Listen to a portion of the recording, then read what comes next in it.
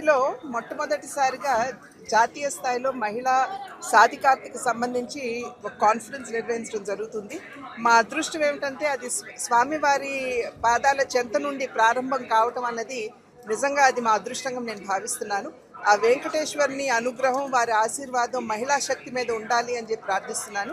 అదేవిధంగా నరేంద్ర మోడీ గారు మహిళా సాధికారతకు సంబంధించి అనేక కార్యక్రమాలు, పథకాలు తీసుకుని వస్తూ వారిని ఏ విధంగా ముందుకు తీసుకెళ్ళాలి అనేటువంటి ఆలోచన చేస్తున్నటువంటి సందర్భంలో వారికి కూడా దీర్ఘ ఆయురారోగ్యాలు ప్రసాదించాలని చెప్పి భగవంతుడిని ప్రార్థిస్తున్నాను.